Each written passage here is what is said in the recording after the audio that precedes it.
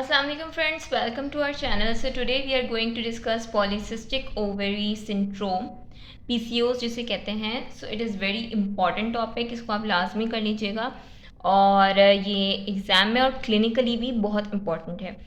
So PCOS is a syndrome of ovarian dysfunction along with cardinal features of hypoandrogenism and polycystic ovary morphology.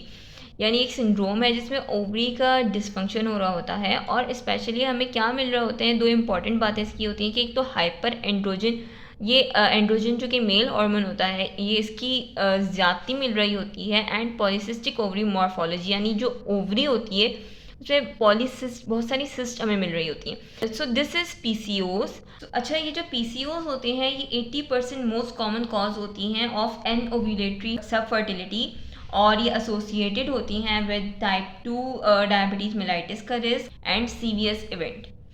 So now अब हम इसका risk factor को देख लेते हैं. अच्छा, इसके रिस्क फैक्टर में सबसे पहले तो जेनेटिक आता है. Genetic risk factors, familial history होगी.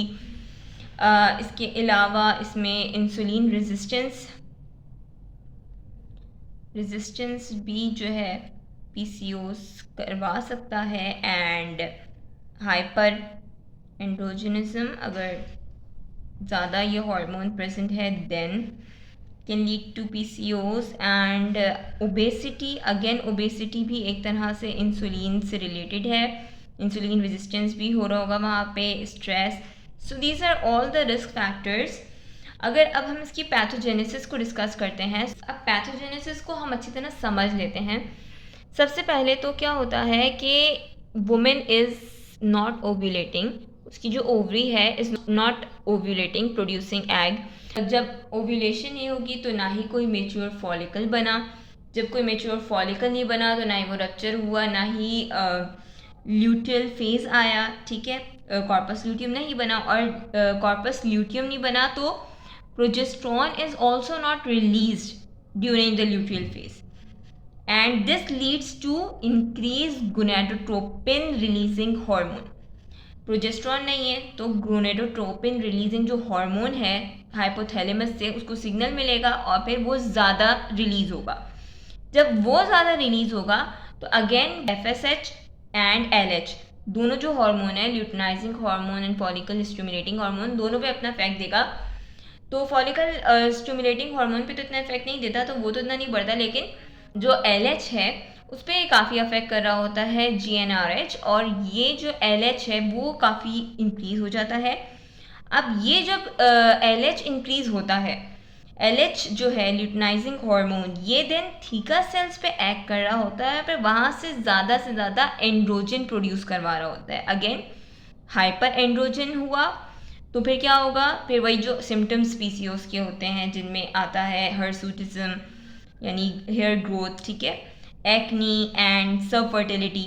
So subfertility means reduced fertility. So these are the symptoms that are seen. अब एक और इसमें आता है इंसुलिन का रोल. अच्छा, इंसुलिन जो होती है वो भी एंड्रोजन को इंक्रीज करवा रही होती है. सो इंसुलिन कैसे करवाती है कि इंसुलिन ने एंड्रोजन को रिलीज करवाया थीका सेल से और एड्रेनल कॉर्टेक्स से, दोनों पे इंसुलिन एक्ट करी होती है, वहाँ से वो एंड्रोजन की सिक्रीशन करवा रही होती है.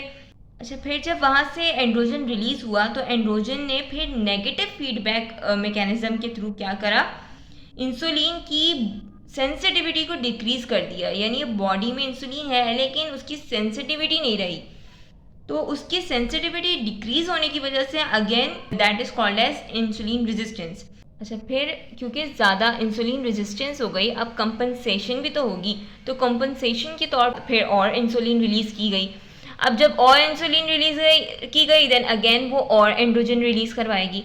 सो एक ये विशियस साइकिल के तौर पे चलता रहता है. तो इस तरह इंसुलिन और एन ओव्यूलेशन जो है वो एंड्रोजन को ज़्यादा प्रोड्यूस करवा रही होती है. अच्छा, अब ये क्या इसके साइंस होते हैं. ओलिगोमेनोरिया या एमेनोरिया के साथ पेशेंट प्रेजेंट कर सकता है. हर्सूटिज्म, डिप्रेशन, एंजाइटी, सबफर्टिलिटी, ओबेसिटी, एकैंथोसिस नाइग्रेंस. ये क्या होता है कि इंक्रीज जो वेलवेटी स्किन पिगमेंटेशन हो जाती है कौन से एरियाज में, एक्जिला और जो फिशर्स होते हैं बॉडी के उस एरियाज में. So that is called as acanthosis nigricans. अब डायग्नोसिस की क्या होती है, एक तो क्लिनिकली डायग्नोज होता है, हमें ये सारे साइंस मिल रहे हैं तो वी कैन सस्पेक्ट। इसके अलावा अल्ट्रासाउंड पे हमें 8 और मोर फॉलिक्यूलर सिस्ट मिलेंगी जो कि लेस देन 10 मिलीमीटर डायमीटर की होंगी, और ओवेरियन जो स्ट्रोमा है ओवरी का वो बढ़ा हुआ होगा on ultrasound. Now there is a Rotterdam criteria for PCOS diagnosis. इसमें क्या होता है कि इसमें 3 इन्होंने बातें लिखी हुई हैं, कोई भी 2 अगर प्रेजेंट हैं so then we can say कि हाँ पीसीओस इज डायग्नोज। अब वो कौन सी हो सकती है, एमेनोरिया, ओलिगोमेनोरिया है।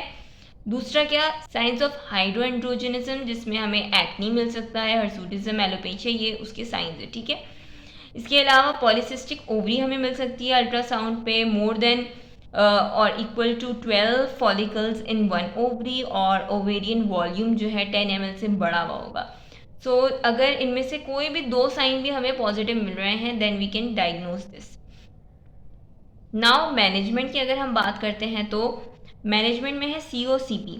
COCP क्या होता है, it is combined oral contraceptive pills. ये मेंसेस को रेगुलेट करने के लिए दी जाती है ताकि ये जो है एक्चुअली एंड्रोजन के जो एंड्रोजेनिक सिम्टम्स हैं उसको रिड्यूस कर रही होती है, और ये खुद कंटेन कर रही होती है ना हिस्ट्रोजन एंड प्रोजेस्ट्रॉन, सो इसलिए दी जाती है। एंड इसके अलावा क्लोमिफेन दी जा सकती है, जैसे मेटफॉर्मिन फॉर इंसुलिन वगैरह के लिए दे सकते हैं। बाकी लाइफस्टाइल मॉडिफिकेशन इसमें इंपॉर्टेंट होती है, वेट लॉस और जंक फूड्स वगैरह अवॉइड करने होते हैं। सो ये जो क्लोमिफेन है ये ओव्यूलेशन इंड्यूस करवाने के लिए दी जा सकती है इन सबफर्टिलिटी, ओके। इसके अलावा हर्सुटिज्म के लिए हम इफ्लॉर्निथीन क्रीम दे सकते हैं, इसके अलावा सेप्रोट्रियन दे सकते हैं। So this is all about the PCOS। ये इंपॉर्टेंट है और आप इसको अच्छी तरह कर लीजिएगा। Hope you like this video, kindly subscribe to our channel. Thank you so much, take care, अल्लाह हाफिज़।